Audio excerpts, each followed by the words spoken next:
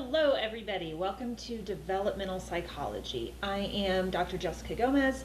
I know it says Scott on some things, I prefer Gomez, or Dr. J is fine too. This is one of my absolute favorite classes to teach. This is my area of emphasis with my doctorate. My master's is lifespan development and my doctorate is human development and family studies with a doctoral minor in multicultural psychology. So I love teaching lifespan development. If you've taken child psychology with me, there's going to be a tiny bit of overlap, but what makes lifespan development different from child psychology is that we're taking very similar theories that we look at in child psychology, but we're looking at them across the lifespan because the whole purpose of this field and this area of study is recognizing that there are things that can happen at multiple points during the developmental trajectory across the lifespan that can impact the rest of your life, right? Yes, childhood trauma is very significant throughout your life, but so is experiencing a trauma in your 30s, right? Developing an addiction in teenage years can absolutely change the course of your life, but the same thing applies if you develop an addiction in your 40s. So we're going to take some of these developmental theories and we're going to look at how they look in different phases of life. There are attachment theories that are relevant in one way in childhood, in one way in adolescence, and in another way in adulthood. There's cognitive theories that are relevant at different points of the life.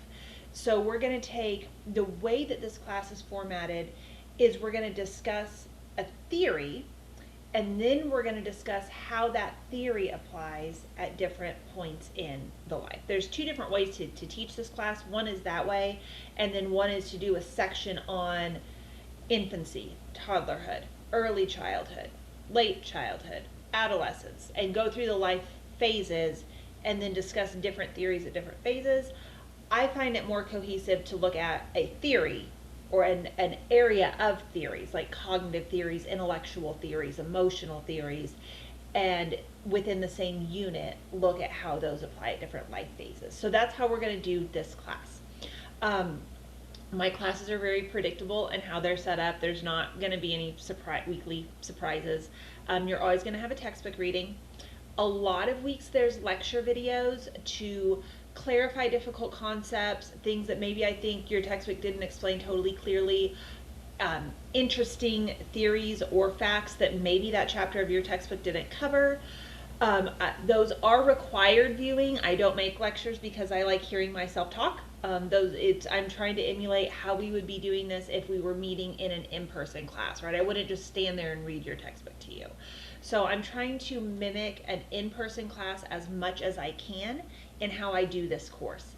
If that's not what you like as an online class, you might get a little bit annoyed with my teaching style, but that's how I like to do my online classes. So you'll have a textbook reading to read and a lecture video to watch.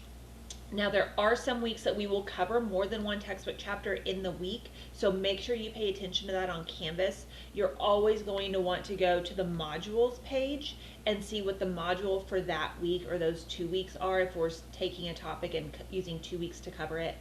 I don't know if we do that at all in this class with the new, sometimes the classes are accelerated, so we have to, but anyway, you'll find that on the modules page. So always look at the modules page for what chapters we're going to read that week. So you'll have your reading, you'll have your viewing. You are going to need to take handwritten notes over your textbook chapters, and you will submit that as part of your quiz grade each week, and I'm going to do a whole separate video about that. There's always going to be a discussion board with the discussion post due Wednesday and 3 classmate replies due Sunday. So it's always going to be Wednesday, Sunday. That's never going to switch.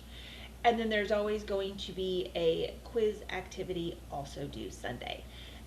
These are due, the quizzes are going to require a lockdown browser. So make sure that you're using a device that can do that. Please don't try to just take this entire class with your cell phone. You need some sort of laptop or computer or something.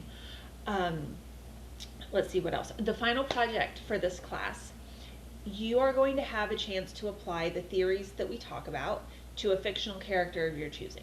This can be a movie, a television show, a book, a play, whatever you want.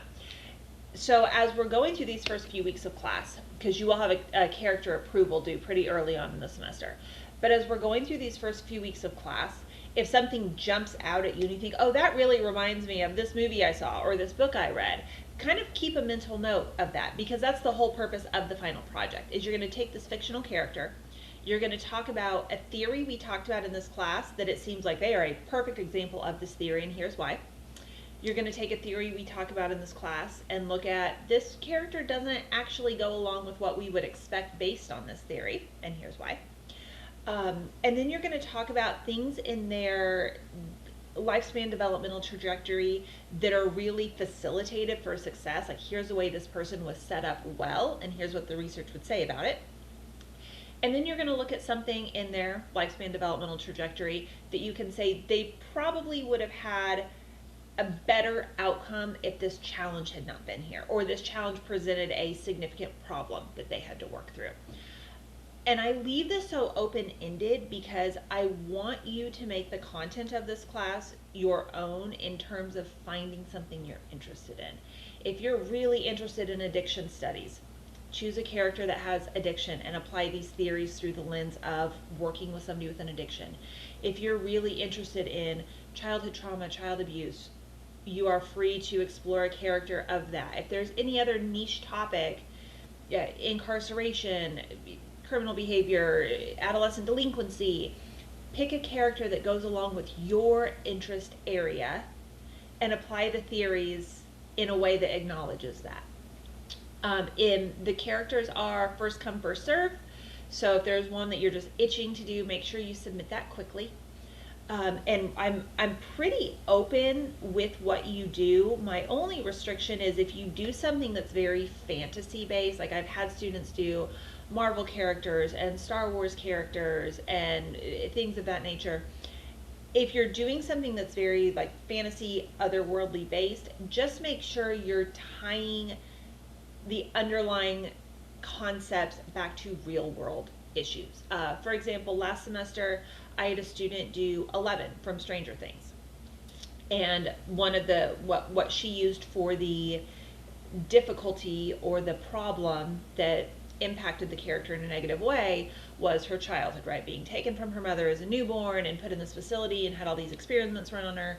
But that's not exactly a real world problem, so she paralleled that with a child who was taken from their mother in infancy and was maybe in a very unhealthy foster care environment or a group home environment where this child didn't get the type of individualized care and emotional warmth and nurturing that they would have needed. So she kind of used that as a parallel. So I will definitely be looking for something like that if you're choosing something that's more fantasy type related. But definitely feel free to be creative. Some of my favorite projects that have been turned in this class are ones that the topic approval have started with, I know this sounds like a crazy idea, but, right? So be creative, have fun with it. Let's see, what else do you need to know? Please, when you message me for this class, either use the Canvas messaging feature. That would be my top choice because I make sure it goes through unless Canvas is having a problem. Or if you're going to email me from using the actual like OTC email, or not OTC, but using the actual email system, make sure you are logged into your school account, because our faculty spam filter is very overly protective in terms of thinking that something could be spam or a virus or an unwanted email. And I've had a lot of student emails go to spam if they send it from a personal Gmail or a work email account or things like that. So if you're going to email me, which again, my top choice is Canvas messaging, but if you're going to email me, please make sure you're signed into your actual school email account and email me from there, and that's just going to make sure that I see it. I think those are the main things you need to know for this class. I do have an AI statement posted. Please make sure you're familiar with that. I'm very familiar with AI technology. I've been in some professor groups about AI for educational uses. I've been in some like think tank type groups and discussion groups for this. I promise you, I can tell if you plugged your discussion post into ChatGPT and copied it over. Don't do it. I know about the apps for the quizzes. Don't use them. I have teacher checks installed on my side of Canvas where I can see it. I try very hard to make the content of this class interesting and engaging and enjoyable. Um, I work really hard on how I design my classes. I know that there is a temptation because of the technology that's out there now, and I can see it because I can see the course analytics, to never read the textbook chapter, copy the discussion posts into an AI and copy them back over, and use one of those AI apps, those question assignment helper apps, to complete the quizzes. And you spend 30 minutes engaged in the class each week, and you don't learn a single thing when you leave. And if that's how you've been doing online classes, I can promise you we are not going to get along, okay? I try very hard to make my classes interesting and to think of interesting content each week for us to discuss and jumping off points for you to build on something that you would find interesting. So since I put the time into designing my courses that way thoughtfully, I would appreciate that respect back of you taking the time to engage and not just copying it into an AI and copying it back. So I do have a pretty extensive AI policy of what I allow and do not allow. Make sure you've read that page that's pinned in the intro welcome module. I'm not anti-AI. I think it has a lot of really good usage, and in that policy I spell out where you are allowed to use it. So make sure to read through that. Just be responsible and academically honest, and we will be just fine. You're not going to accidentally cheat in my class. I make it very clear where the guardrails are for that. I do have in my syllabus that late work, makeup, stuff like that is only allowed in the case of an extenuating circumstance, documented emergency. That being said, I do try to be a very reasonable person to work with. I also have 2 young kids and another job, and I realize that life happens and sometimes schedules get in the way. Just be upfront with me. If you have a sick kid, if you're sick, if you unexpectedly got called in for an overnight shift, just communicate with me and do it as soon as possible, right? If you email me the next week and say, oh, hey, here's why I didn't turn in my homework last Sunday, that's kind of difficult. Email me as soon as you can. Let me know. We will figure out a solution. I can't just allow blanket excuses for everything, but again, I try to be a very reasonable person in terms of life happens. I want you to leave this class having learned something. So get the stuff done. We will work it out. Please feel free to message me if you have any questions or concerns at any point. If you are more of a face-to-face person, I'm happy to hop on to a Zoom meeting, a Discord meeting, a Google Teams meeting, whatever format you prefer. I'm happy to share my phone number if you need to call me for something. Just let me know. I want everyone to succeed in this class. I want everyone to enjoy this class. I'm a pretty easy person to get along with. I'm a pretty reasonable person, so I hope everyone enjoys the course. Let me know if you have any questions, comments, concerns, and I look forward to talking to all of you soon.